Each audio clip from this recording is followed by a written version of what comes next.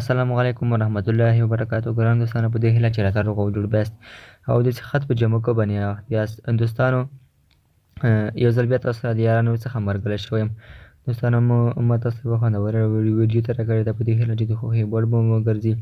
خو د ویډیو د شروع کولو نه مخکې که چېرته زموږ یوټیوب چینل تاسو نه وي سبسکرایب کړی، نو زموږ یوټیوب چینل تاسو سبسکرایب کړئ او په څنګ کې ګنټه نښان هم ووایئ، تر څو زموږ ویډیو تاسو ته اول در ورسیږي.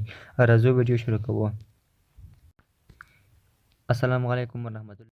نجلۍ باید دغه درې ځانګړنې حتما ولري، نو هله ورسره واده وکړئ. سمه ده چې اخلاق مهم دي، خو کله داسې نجلۍ سره واده وکړئ چې ستاسې لپاره هېڅ جذبیت ونه لري. امکان شته چې پر اړیکه مو سوړوالی پیدا شي او تر ناخوښۍ ورسېږي. نو د مېرمنې په انتخاب کې د ظاهري ښکلا او جذبیت هم باید په پام کې ونیسئ. داسې څوک د مېرمنې په توګه وټاکئ چې ذوق، لایق او فکر یې تاسې ته ورته وي. که مو ذوقونه توپیر ولري، اړ به یاست چې د یو بل د بدلولو هڅه وکړئ او د یو بل بدلول بیا ستاسې ګډ ژوند تاریخ وکړي.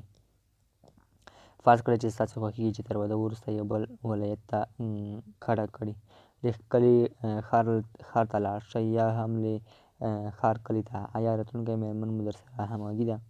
که په ځینو پلانونو کې له یو بل سره موافقت ونه لرئ، اړ کېږئ چې د یو بل په فرمایش ژوند وکړئ. دغسې ژوند چې تخیلي ژوند هم ورته ویلی شو، خوښ ژوند نه دی. واده کولو کې فکر ډېر اړین دی. عزت غور وکړئ او داسې څوک انتخاب کړئ چې ژوند مو له خوښیو ډک وي او د پرمختګ مخه مو ډپ نه کړي. د واده کولو بیړه مه کوئ. هڅه وکړئ چې له راتلونکي مېرمن خاوند ځان پوره ډاډمن کړئ. بیا قدم واخلئ. ملګرو،